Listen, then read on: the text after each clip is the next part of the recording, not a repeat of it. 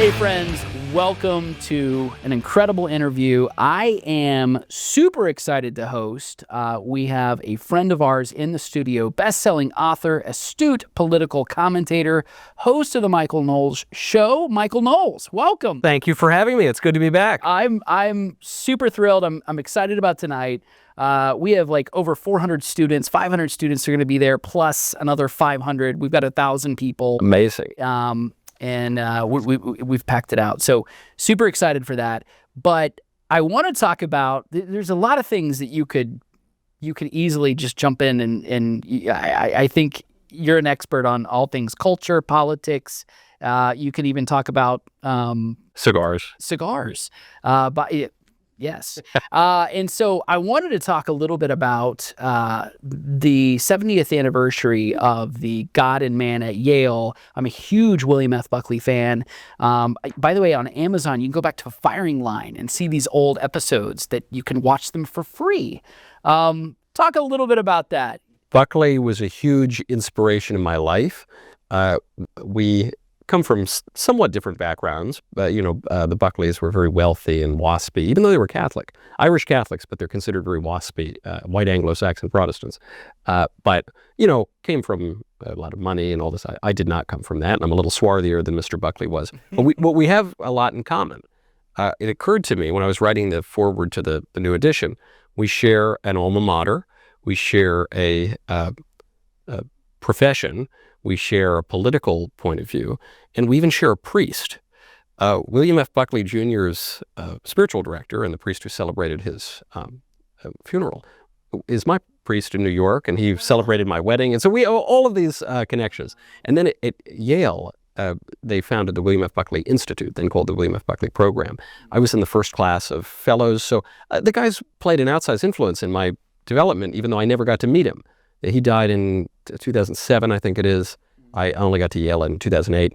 So he's been a big influence on me, and I've really delved into his writing and his Firing Line show and so much of his work. And what struck me when I sat down to write the new introduction is that as big as the man was, as hugely influential, I mean, reshaped late 20th century American politics, most people today don't actually remember what he stood for. And that includes the people who love him, the people who support him. Yeah. Many of the self-styled Buckleyites today, much like the self-styled Reaganites, don't really seem to have all that much in common with Buckley or Reagan. I think that both men have really suffered from being made into an ism. Yeah. Because today you hear the name William F. Buckley Jr. and someone thinks of someone sitting in a chair, or speaking with a sort of mid-Atlantic accent, in a very affected way. Right. And they think often he's invoked as being the exemplar of this halcyon age when conservatives were urbane and witty and anodyne. They weren't like these nasty populist Trumpy people. And I think, well, hold on. Bill Buckley is best known on TV for calling Gore Vidal a queer and threatening to punch him in the face. That's true. Because Gore Vidal called him a Nazi multiple times. I kind of got it. He wrote God and Man at Yale. The next book he wrote was a defense of Joe McCarthy. He said McCarthyism is a crusade that people of stern moral fiber can rally around. Bill Buckley called for a more closed society. He thought that in a debate on Firing Line with Leo Chern, he said, I don't want a more open society. I want a more closed society. I think we can make exclusions, and we don't need to defend the liberties of commies and Nazis. Right. And then even God and Man at Yale, people today invoke this book as though it's some defense of academic freedom. The whole point of the book is that academic freedom is fake. Buckley calls it a hoax. The subtitle of the book is The Superstition of Academic Freedom. And he says that, no, we need to fire the atheists and the liberals, the leftists at the universities so that we can teach the wisdom of free markets and Christianity. Yeah. So I don't know. There seems to be a big chasm between the memory of Buckley. Buckley's priest, and my priest, has this line. He says, nostalgia's history after a few drinks. And I think that's especially true with the memory of Buckley. Okay, so I want to point out something that totally resonates, and I agree. Buckley was an intellectual, but he was also a populist. Yep. And some of his most favorite quotes of him were populist kind of quotes. The whole thing about the phone book versus the Harvard faculty. You trust more people in the phone book than he would, right? On the faculty of Harvard College. Exactly. But no, I mean, the guy did stand for those things. I go back to 2008, 2012, the kinds of presidential elections we had then and who the Republicans were putting up. There were people invoking Buckleyisms about the most electable candidate, in support of Mitt Romney, but then we're thumbing their nose at Trump. And I'm just saying, like, hey, if Buckley were alive, look, things being as they are, I think it's clear who he would vote for. I think so, at least in as much as, we got to remember, this guy was a major force in politics for half a century. Right. And so, I remember asking a friend of mine who's another big Buckley fan when Trump first hit the scene in 2016. I said, would Buckley have supported Trump? He said, young Buckley would have, older Buckley maybe not. Because older Buckley wrote in Cigar Aficionado, actually, in 2000, when Trump floated the idea of running for president. He wrote this piece and he said he doesn't like Trump, he brags or whatever. But I thought, okay, he's writing from the perspective of an older man looking at this, at that time, fringe presidential candidate. Trump was a little rough around the edges and much more liberal than he was in 2016. But I think, if we're talking about Buckley in his 20s, the Buckley of God and Man at Yale, the Buckley of McCarthy and his enemies, the Buckley of the unmaking of a mayor, it would seem to me, I don't presume to speak for the dead, though many do it these days. It seems to me, I would bet Buckley would have pulled the ballot for him. Wow. Incredible. Look, I didn't even plan this out. This was all like, we've got to talk about Buckley, and there you go. Incredible. Okay, American universities on the whole, right? We see the rise of anti-Semitism, but even before that, critical theory, Columbia, Harvard, Duke, University of Southern Cal. It's an embarrassment, right? Many of these institutions, especially the Ivy League, especially Yale, Princeton, these were divinity schools. Yeah. That abandoned their founding. You said WASP. Yeah, I mean, these were Protestant divinity schools, seminaries, essentially. A long time ago, that was abandoned in favor of the Enlightenment project, and then of course secularism, modernity, post World War II, liberal consensus, all of that. Yeah. But now there's this huge vacuum, and in the vacuum, what? It's a common observation now to say the universities used to be Protestant seminaries, and now they're just seminaries of another kind, but they haven't ceased to be seminaries, right? They're continuing to indoctrinate people in certain orthodoxies. They're just increasingly absurd orthodoxies. So I don't really think there is a void. Nature abhors a vacuum, so something's going to come and fill that in. And now, unfortunately, what you're getting is a stringent skepticism, a declarative and rigid skepticism. That seems like it's a contradiction in terms. But if you were to go to a modern university, Harvard, Yale, wherever, and you say, I exclude Liberty from this because Liberty actually has its head screwed on straight. But you go to a place, Harvard, Yale, Princeton, wherever, you say, hey, a man who dresses up like a woman, we can know for a fact that the man is not a woman. They would either tell you, no, we can know for a fact that the man is a woman, or they would more likely say, well, we can't really know anything at all. How do you know? Man, how are you so certain? How are you so certain about morality? How are you so certain even about biology? How do you know? You do you, and I'll do me, and don't yuck my yum, and let's just keep an open mind. And the problem with the universities today is that students' minds are so open that their brains have fallen out. Mm-hmm. The purpose of an education, the purpose of an open mind, even, as Chesterton says, is to close it on something. It's like an open mouth. You want to close it on some food. And a former president of Yale, who was a liberal, said that the skepticism has utility only when it leads to conviction. So we have to come to certain conclusions. And the problem is even worse, because this skepticism has led us to undermine the premises that are essential for any thinking to take place. C.S. Lewis writes about this beautifully in Abolition of Man. Yeah. He says that there is this idea of the Tao. And he says the Tao, he uses a nice Oriental term, but it means natural law, the first principles of practical reason. That's right. The beginning, the first premises. And he says, it's not that we think and arrive at the conclusions of the Tao, of the natural law. It's that without the Tao, without the natural law, we actually can't think about anything at all. These are the first principles. I can't prove to you that justice is good and to be pursued. There's no proof of that for you. But if I don't presume that, I can't prove anything to you, really. It's kind of like in mathematics. In order to do algebra, I have to assume as a premise, as an axiom, that A equals A, that if A equals B, then B equals A. I have to assume a handful of axioms. I can't prove them. I just have to assume them. And so when you get to something like the natural law, the modern skeptics would say, well, how can you prove the natural law? How do you know that the natural law is really natural?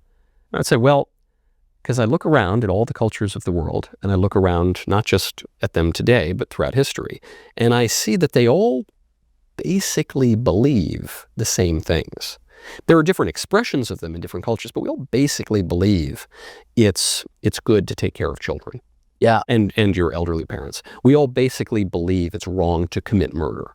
We all basically believe, there are different shades of these things, but it's a proof of what St. Paul says, which is that the natural law is inscribed on every human heart. Right. So the problem with the skepticism in our universities, the real open-minded approach is, if you don't begin with the Tao, the natural law, the first principles of practical reason, you can't really learn anything. And so these kids graduate, they've spent $250,000 on their education at the fanciest schools in the world. They can't tell you. Like the Supreme Court Justice, Ketanji Jackson. Right.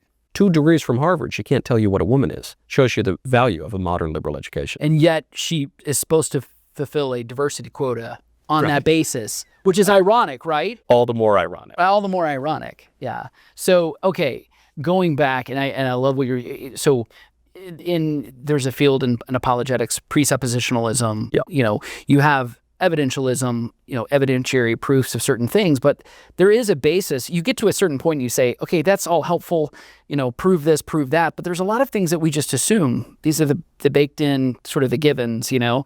Most chairs, actually every chair that I sit in, I don't examine its properties before I sit down. On faith, I just trust. And there is a presupposition to that. Chairs are going to hold me up, you know. Right.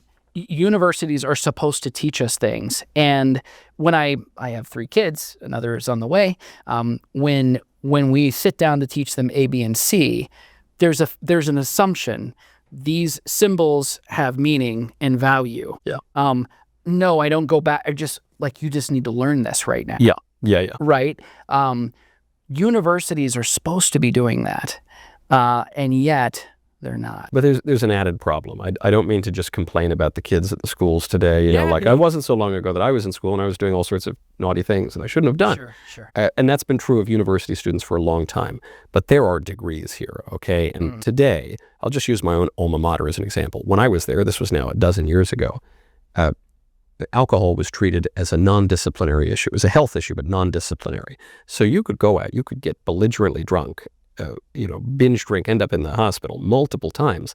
You wouldn't really, you would be counseled or something, but you wouldn't be punished. You wouldn't be reprimanded. I certainly don't think that universities should be encouraging binge drinking. And what follows from that? Promiscuity. I mean, for goodness sakes, Yale, not to beat up too much on dear old Yale had something called Sex Week at Yale, where they would bring porn stars to campus to give lectures promoting pornography and all sorts of disorder and obscenity. And so the reason this is a problem, not just that we can all clutch our pearls here and talk about how terrible it is. Yeah. The reason this is a problem is that it not only imperils people's souls, but it actually undermines the academic endeavor. It actually undermines university education. And the reason for that is education is to form the whole person. We're not just floating minds. We're composites of body and soul. And sin darkens the intellect. Right. So in order to really think, in order to really have all the pistons firing in your mind, you need to practice certain habits of virtue. You need to get enough sleep, for one. You're not going to do well on the exam if you don't sleep. You need to be in relatively decent physical shape, just so you're not distracted by a chronic pain or something like that. You need to not be racked by lust, because if you're sitting in the room and you got the cute girl over here, you're not going to be able to pay attention to your exam. You're going to be looking at the girl. You need to not be racked by wrath and let your passions run away with you, away from your reason. You need, in other words, to cultivate virtue.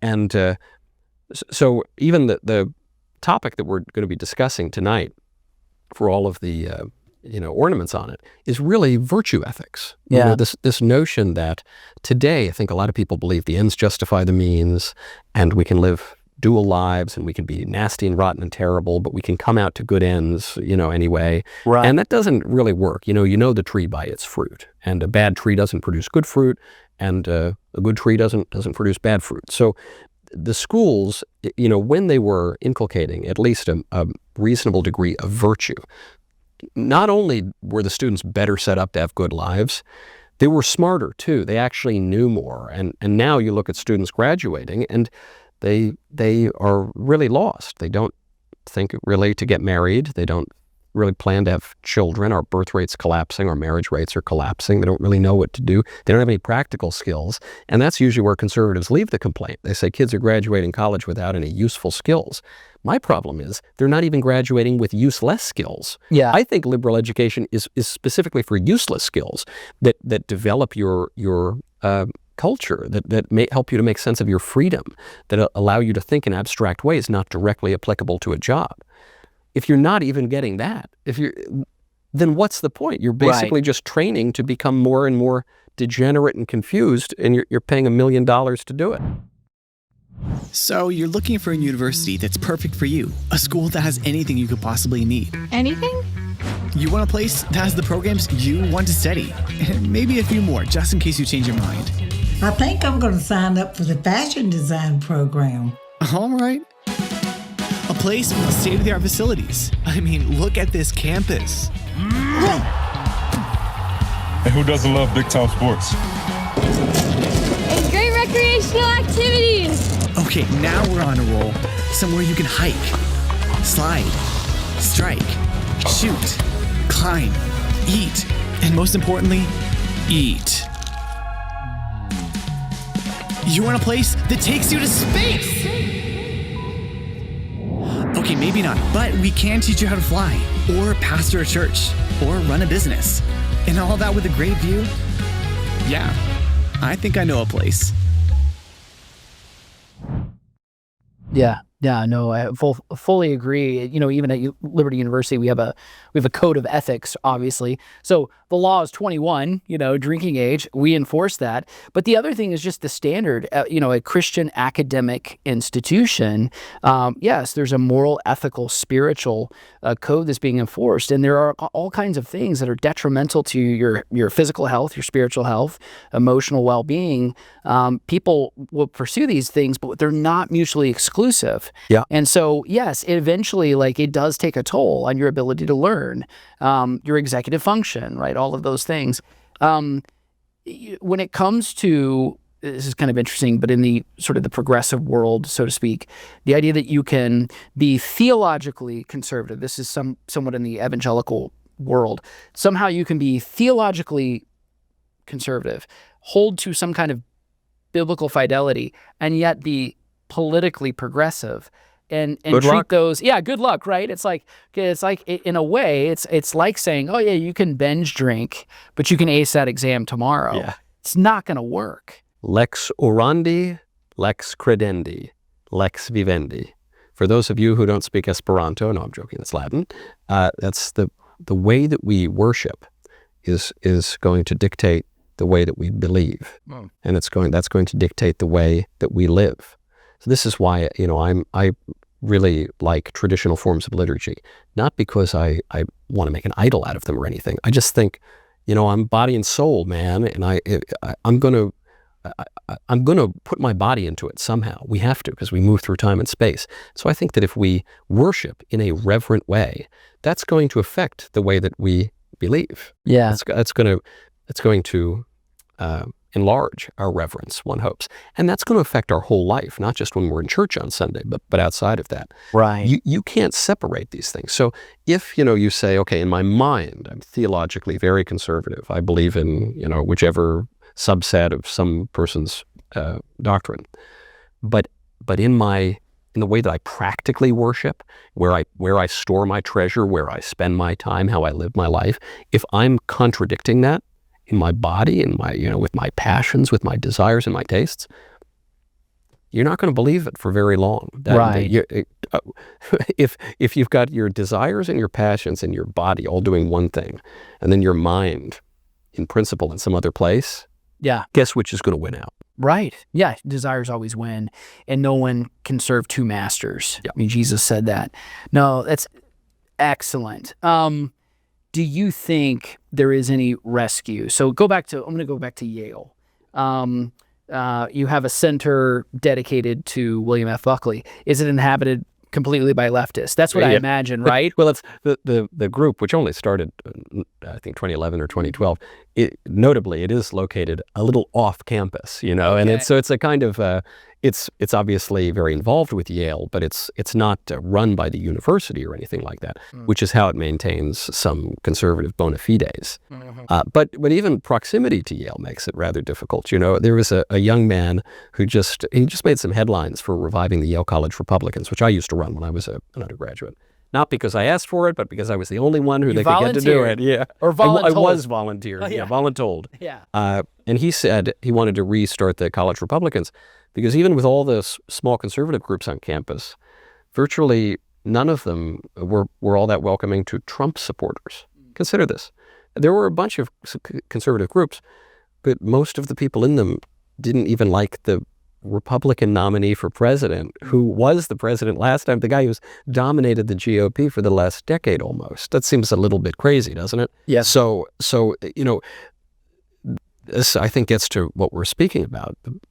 Just the more you interact with people, the more you live with people and you imbibe their ideas, that is going to transform you. So when people say a platitude, like you're the average of the 5 people you spend the most time with, well, platitudes are platitudes for a reason. They often have a lot of truth. Yeah. No, 100%. By the way, if that is spent in books, right? Like you were talking about Chesterton, about C.S. Lewis, and by the way, Orthodoxy, love that book. Yeah, incredible book. But Lewis, if you spend a considerable amount of time in those books, that becomes part of your relationships as well. Your thought patterns, how you think about the world, will be shaped by those thinkers. And sad thing is, most people don't read today. Yeah. Which it's so... And I don't want to knock them. It's difficult for me. Yeah. I try to set out an hour after my work is done. I'll sit outside, the kids are asleep, and I'll get, often not even a drink, but I'll maybe have a cigar, I'll have a seltzer or something like that, sit, and now I get to commune with Aristotle or whomever it is. Yes. And it's part of my job to read. I'm in a good position to be able to do this. And many, many nights, I can't even carve out 1 hour to read a book. Right. And it's my job.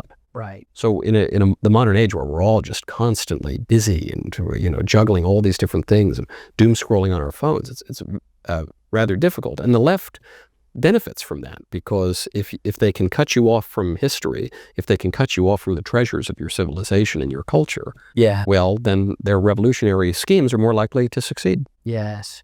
We read to know that we're not alone. And I would say this, the other thing too, is this is what our youth is for. And that's why education has to be exercised at an early age. And I just mean that, whether it be homeschooling and then, not making frivolous the time of your youth, because as you get older, responsibilities stack up. Yeah. Right. So I have an almost PhD, haven't finished it. My first child came, second child came, and then it like just got further and further away from me. And so you lose that part of your life where you have this freedom. My best hope is an honorary doctorate. There's no way I'm getting my PhD. I really need an honorary doctorate so I can force Ben Shapiro to call me Dr. Knowles. I'm really angling. But when you mentioned frittering away your youth, I certainly did. I spent way too much time in parties and chasing girls and just having fun and not reading. And so I'm trying to catch up now. I guess I have the zeal of a convert. Yeah. As a matter of religion, I do have the zeal of a revert because I was away from the church for 10 years. But even just as a matter of education, I have the zeal of a convert because I think, man, I don't think I'd read the Aeneid, and I don't think I'd picked it up until 2 or 3 years ago or something like that. Mm-hmm.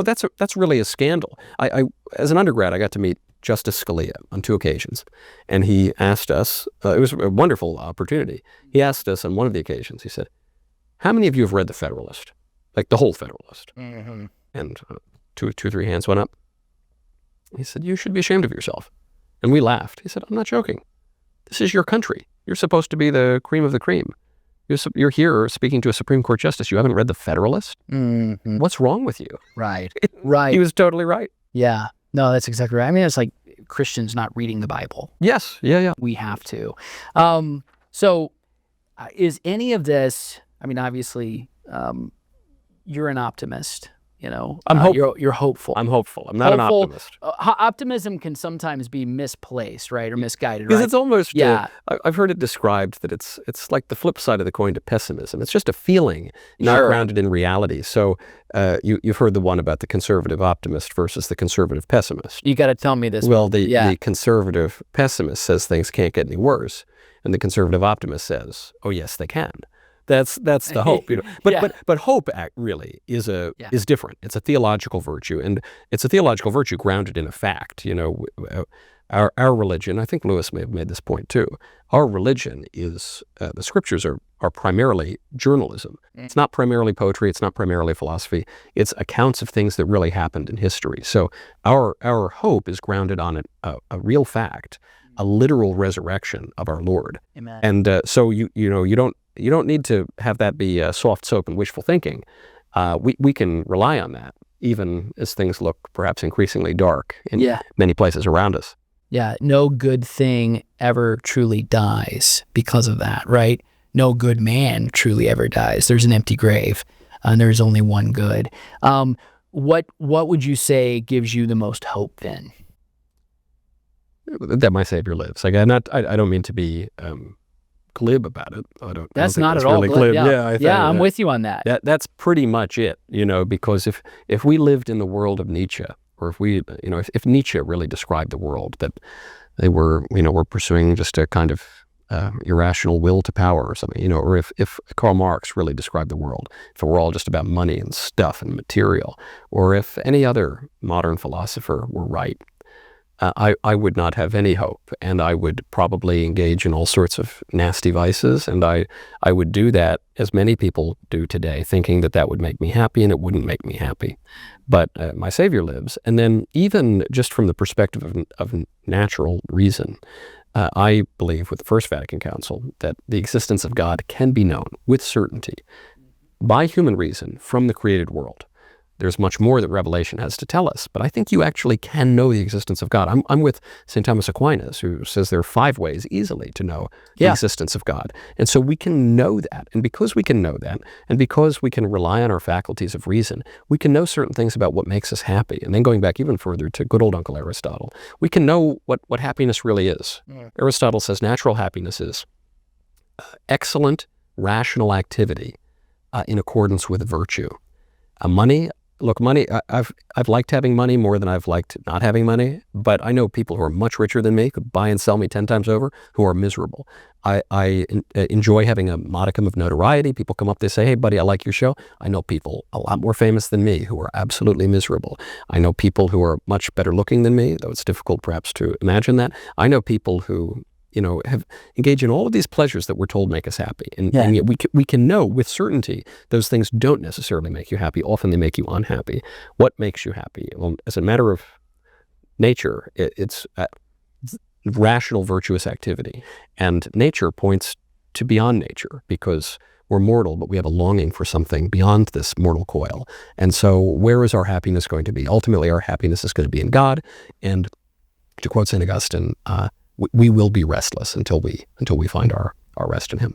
Amen. That's in Romans 8. Like we groan for that adoption. And St. Paul, of course. Yeah. It's right there. So excellent. Now, man, thank you so much. Michael Knowles, the one and only, no one can say it better. Brother, thank you for joining us and for being on Liberty's campus. Well, thanks for having me. It is a true pleasure to be back at Liberty, and I look forward to tonight. Yes, absolutely. We're going to be thrilled. Hey, did you find this helpful? I hope you did. Please like and subscribe, share with a friend, and also go to standingforfreedom.com, where you can find more content, articles, podcasts, and our Theology of Politics series, all at standingforfreedom.com.